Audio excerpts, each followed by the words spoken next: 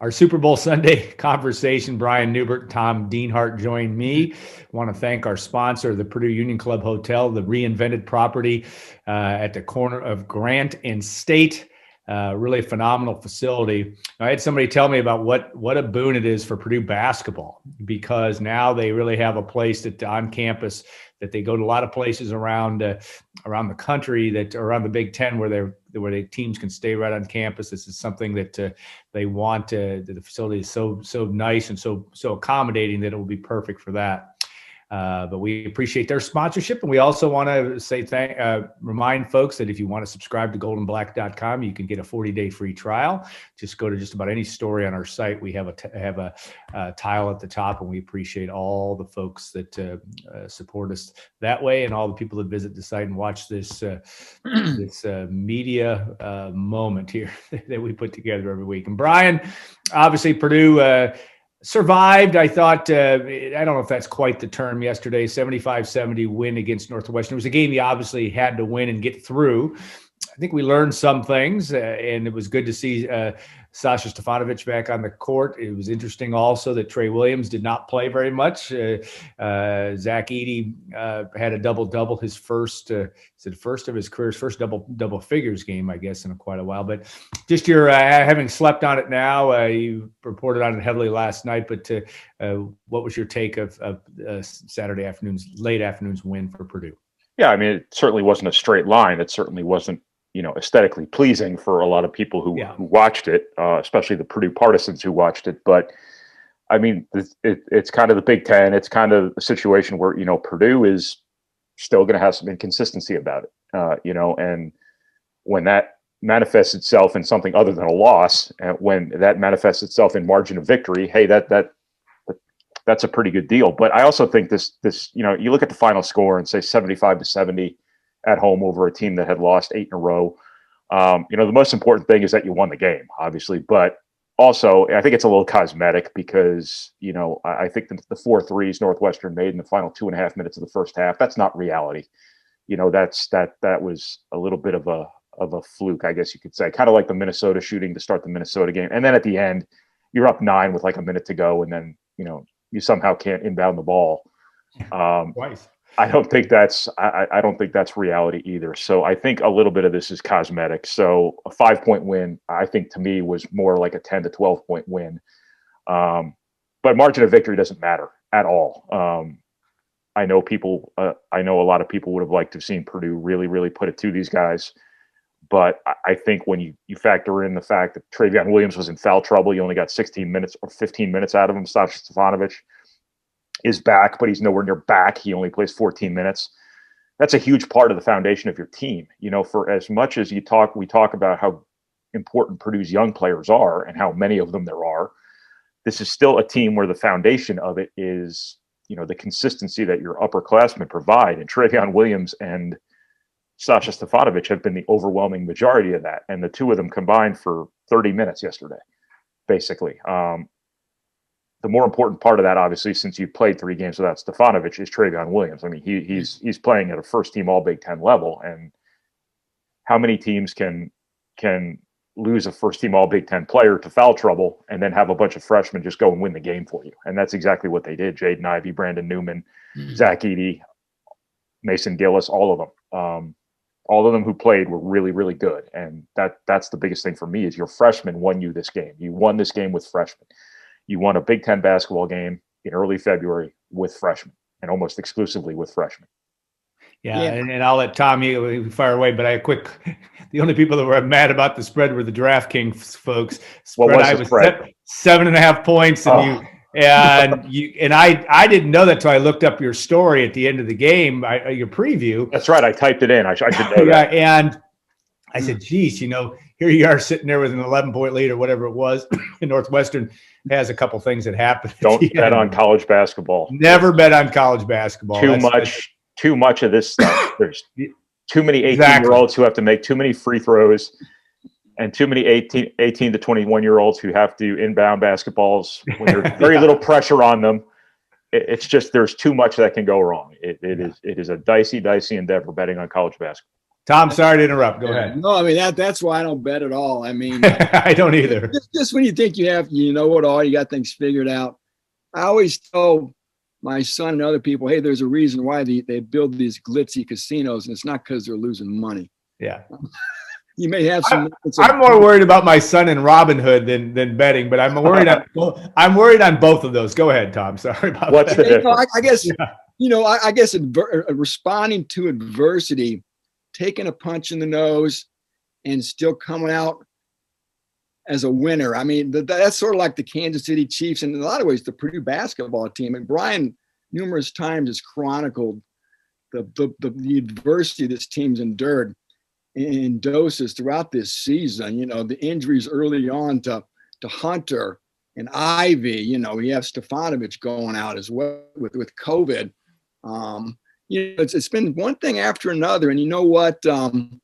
No excuses. Purdue's responded, and to me, that's the hallmark of not just a basketball team in life.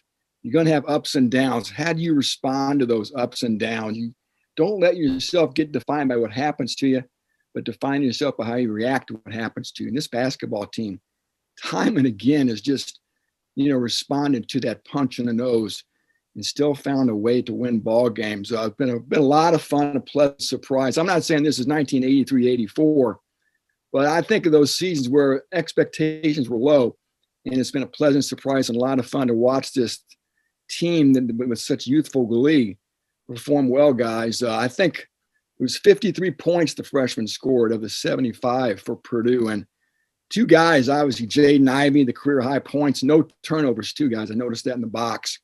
And how about Mason Gillis? Yeah. The ability to hit 3-point shots. I mean, he's the ultimate Swiss Army knife, guys. I never envisioned him having this type of an impact. You always know you're going to get great effort in the skill set that he brings, the work ethic, the dirty work, and now the ability also to show he can maybe consistently hit 3-point shots. I mean, that just makes this offense that much more dynamic and effective. Yeah, you look at this team, Brian. Obviously, you go Thursday night to Minnesota, come back home after that to Michigan State, right? Is that how it plays out? It's just Northwestern, and you said it well, is not a bad. And Matt Painter said in post game, not a bad basketball team. I understand they've lost 9 in a row now, but they are a team that can make life uncomfortable for folks, and they did that enough yesterday to really make it at least an interesting enough basketball game in the second half. Yeah, they're a bad Big Ten basketball team, but that doesn't mean they're a bad basketball team. I mean, that they're a team that's not going to win many Big Ten games, but that's a product of the Big Ten. The only bad team, bad team, I think, in the Big Ten is Nebraska. But to Tom's point about them, all the stuff they've had to deal with this year, that's something I'm going to write for the site on Monday. It's just about how all of Purdue's questions are answered. All of their many, many questions from last spring when the pandemic started and last season ended. They're answered because you didn't know if your youth would be ready. You didn't know if your veterans would,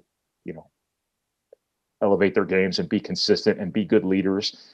You didn't know if this team would be more competitive than it was last year. It has been, clearly. All of those questions are answered. Trayvon Williams has found consistency. He's been finally what Purdue has needed him to be, wanted him to be.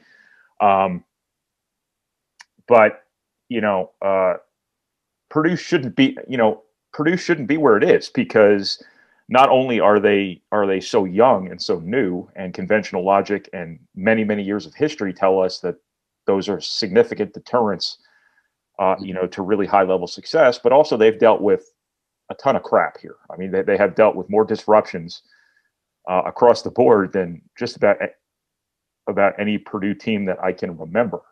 Obviously, they haven't had the one singular one like the Robbie Hummel situation years ago, and that one team had the Lewis Jackson issue to that same year.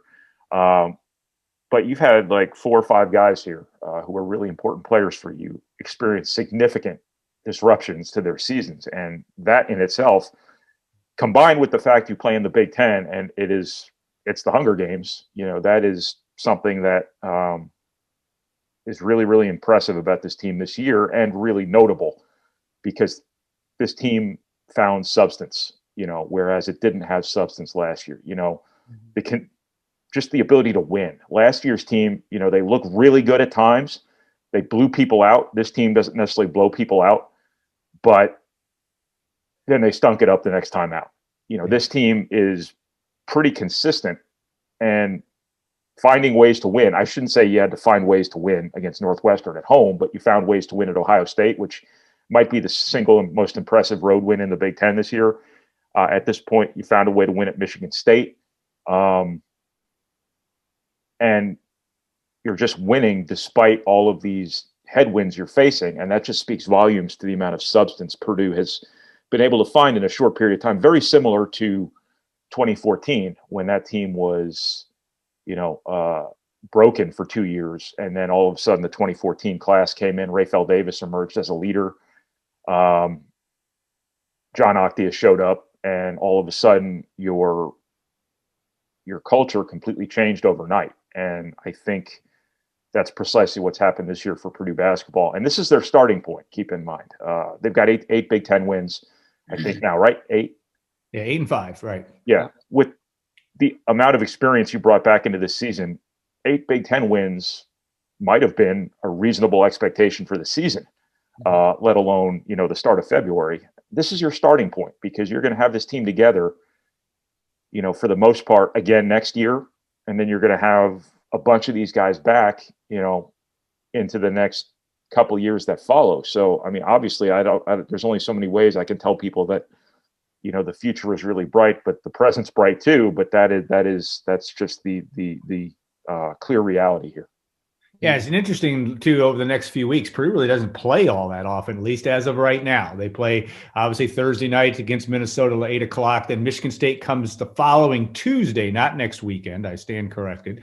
Then go to Nebraska on the 20th, Penn State on the 27th, which will be, if assuming that all comes up, Penn State will be a tough game. Wisconsin comes here, and then Indiana as well to close out the season. So yeah, you're exactly right, Brian. I think this is a very unique team, and it's a plug and play team. Everybody, I thought one shot yesterday, Brandon Newman hits that 3 at the end of the game when it got just a little bit uncomfortable. If you're a Purdue fan, just another example of guys just making plays and not seeming to blink, and that's a good sign. Yeah, when you lose a first team All Big Ten player to foul trouble and you put in his freshman backup, and then the coach has to make a decision at the end of the game whether or not to put the first team All Big Ten guy in with 4 fouls.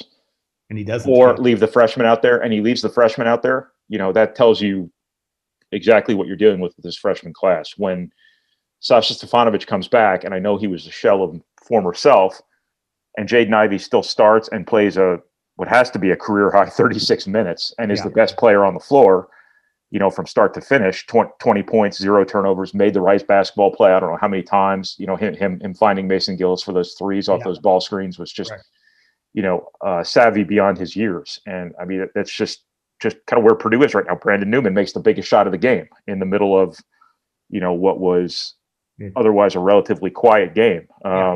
You're just dealing with so much, substance on this team all of a sudden. Mason Gillis is, the consummate Purdue guy here. And when you have a guy who your coaches are infatuated with, that they absolutely love, in Ethan Morton, and they can't get him on the floor because all the other freshmen are too good, that speaks volumes about where you are right now. All right. Interesting. It's going to be fun to watch here for the last few weeks of the season, certainly. All right, Tom, interesting development, whether it's at least a report, an Adam Rittenberg report about Purdue. Purdue's football schedule rearranged a little bit, as you talked about, would happen. Wisconsin and Northwestern switched locations, I guess. It's not Wisconsin and Nebraska, I should say, but also the possibility of playing November 20th. We all hope there'll be games with fans next year, and that certainly is the plan, but that the Boilermakers could show up in Wrigley Field. That would be a fun event for Purdue alumni just about everywhere, and Northwestern to be able to play a game in Wrigley Field if that does end up coming to pass. Yeah, I mean, I don't know how many Purdue fans I know who are also Chicago Cub fans. I think we all can count. There are a lot of them. I know I can, and you want to talk about nirvana, the ultimate dream come true for a Purdue fan, to see the Boilermakers play in that iconic venue, Clark and Addison. I mean, it's just going to be a lot of fun, Alan. Like you said, we all just hope fans are able to attend games to enjoy the ambience and the charm of Wrigley Field by watching a Purdue football game. It's something I never thought I'd see, so I'm excited about it. I certainly hope it turns out that fans can go.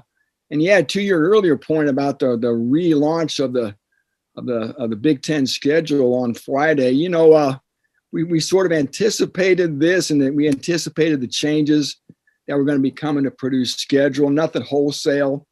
Again, instead of Nebraska coming to West Lafayette, Purdue's going to go to Lincoln.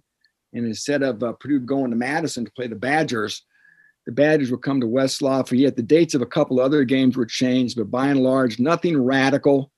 And again, non-conference wise, of course, that was unaltered. And again, plenty of opportunity for Purdue guys.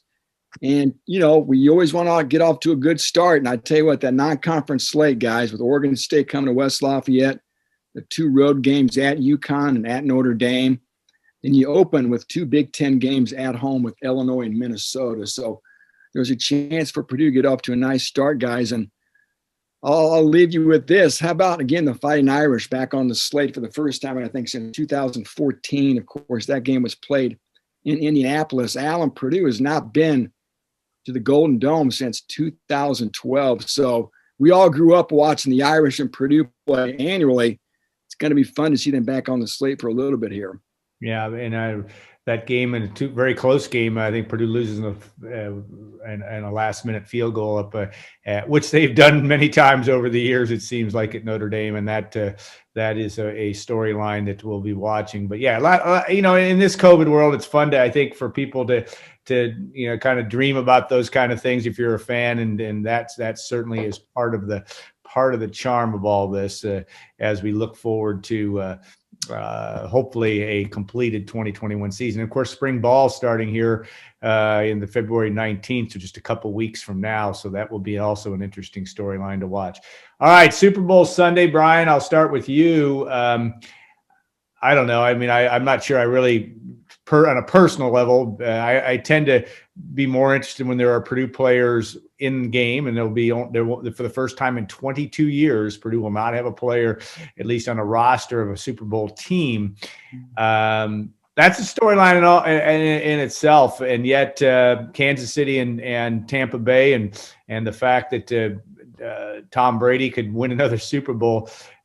Do you have any words of wisdom or anything that you're going to be watching for today, and maybe a comment on the impact of Purdue's Super Bowl run over the last, which is the longest in college football, I believe, before it came to an end this year? Yeah, I mean, regarding Purdue's Super Bowl streak, that was a nice bit of notoriety for the program. You know, it did kind of hang on by a thread there for a while. Yeah. A little bit of luck was involved. I think you had a practice squad guy or two. Yeah. Keep it alive. So it's been intact, but it's also been on life support to a certain extent too. It's not like you had the starting quarterback in 26 straight Super Bowls. You know, last year, obviously Raheem Mostert was a prominent player, but you had a couple of situations there where, again, it was just a name on a roster, and it wasn't necessarily an impactful name, but still a really nice thing for the program.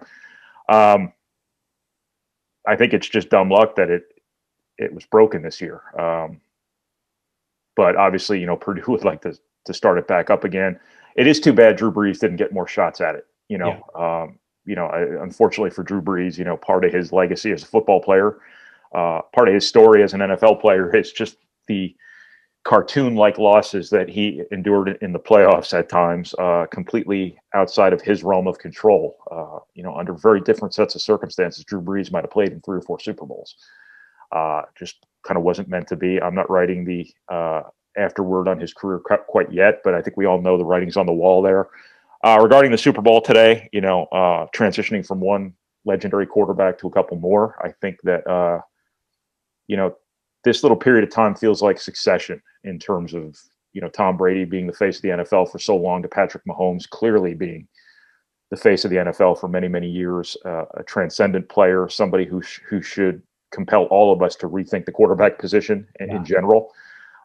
He's brought creativity to the game. I think he's the Michael Jordan of the NFL, personally. And I root like hell for the guy because he's fun to watch, and he seems like a good dude. And I think he's great for the NFL. And I hope like hell he wins today, in part because I'm sick of Tom Brady winning. And I also say that acknowledging that that's the ultimate compliment I could pay Tom Brady in a backhanded way, is when people are sick of watching you win. That is the ultimate compliment they can pay you. Derek Jeter, a lot of people probably soured on Michael Jordan at the end. A lot of people sour on LeBron James because they're tired of seeing him in the finals every year. That's a hell of a problem to have if you're that player, because that means you win every year. Tom, I'll give you the last word. And Tom Brady, I mean, unbelievable. He's iconic. There's no other way to describe what he is. But what do you see today, and how do you look at Super Bowl Sunday? I'm old enough. I'm the only one here that's seen all 55 of them, and I remember the Kansas City Chiefs in Super Bowl I.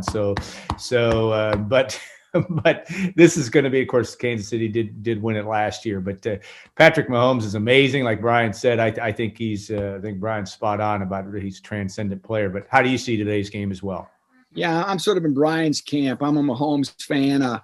Always have kind of liked the Chiefs for a long time, going back to my Stratomatic football days, playing with Kenny and Joe Delaney and Art Still and those guys. But yeah, I marvel at Tom Brady as much. I guess I'm jealous too, Brian.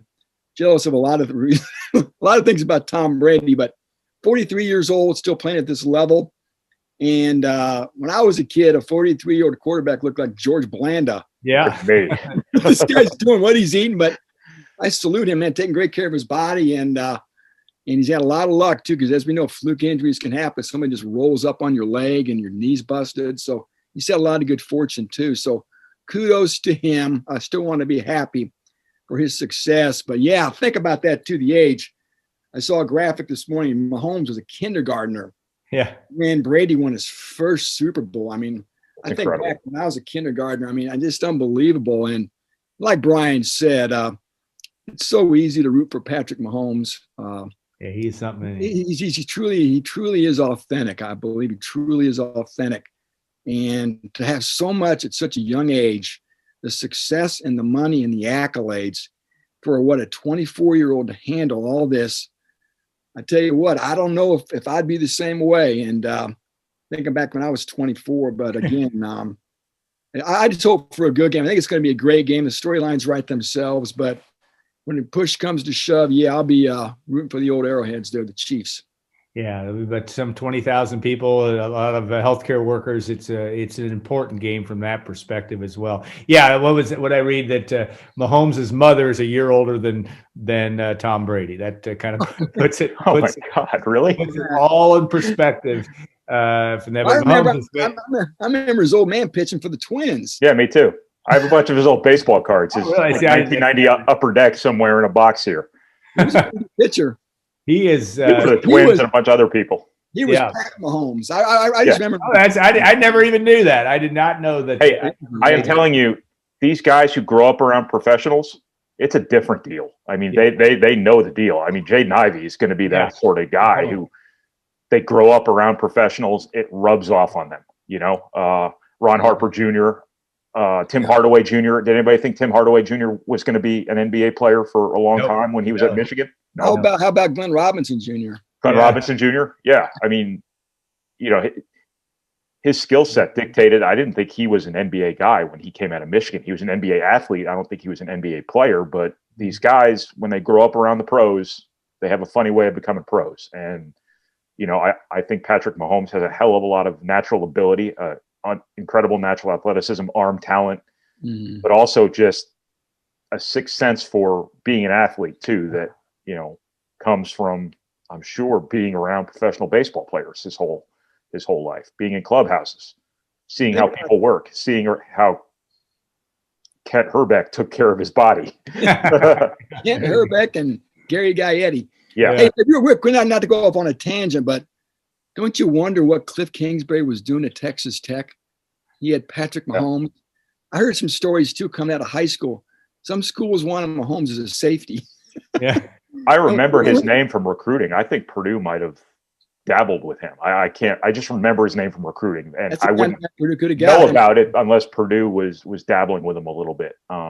They had Baker Mayfield when he got there. They had another quarterback, Davis Webb, I think, was an NFL player. I mean, I think Baker Mayfield was his host during his recruiting visit. So, long story short, those were terrible Texas Tech teams, no defense. And again, I love the story too. I love guys from schools like Texas Tech who excel. Yeah. Well, that's kind of what I said about Mahomes before too. Is this is a guy who I think should compel us all to rethink the quarterback position. I mean, you don't need the 6'5" surfer-looking dude anymore who makes all the throws. Sam Darnold.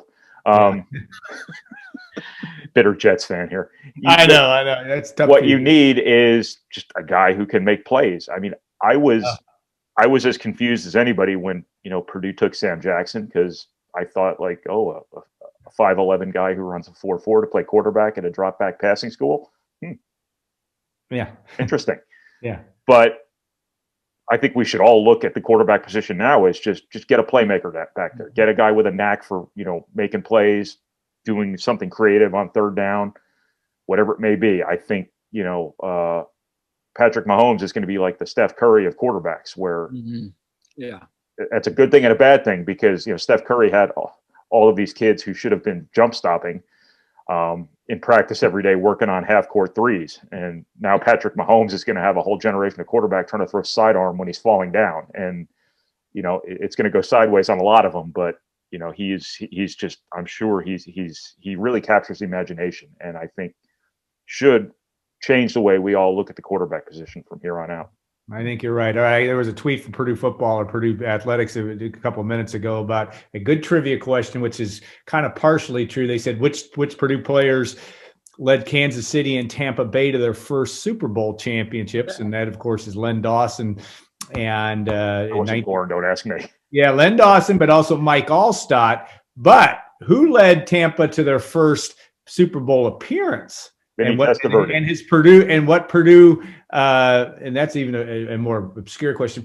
What Purdue tie? And of course, that was John McKay, the head coach of Tampa Bay, who played Purdue during the World War II, and then of course Tampa Bay lost to the Rams, like a 9-3. That was an NFC title game. Oh, that's right. NFC title, and that's right. So they did not make it to the Super Bowl. So I stand corrected. So the All-Star one was the very first time they ever made the Super Bowl with John Gruden. They won. Right, and All-Star, one of two Purdue players to ever score a touchdown in the Super Bowl. Of course, Raheem Mostert did last year as well. So anyway, a lot of fun today. It'll be interesting to watch that game tonight. And guys, always good talking to you, and we appreciate that. Stay tuned. We'll have a busy week on the site as well. I want to thank our sponsor, Purdue Union Club Hotel, the reinvented facility at the corner of State and Grant, a beautiful facility as well. And also a reminder, if you're interested in subscribing to goldenblack.com, please do so. 40-day free trial is available. And stay safe and well. It's about 20 below zero in West Lafayette today, at least on a wind chill standpoint. Perfect Super Bowl Sunday from that standpoint. But have a great week, everybody, and thanks to all for watching.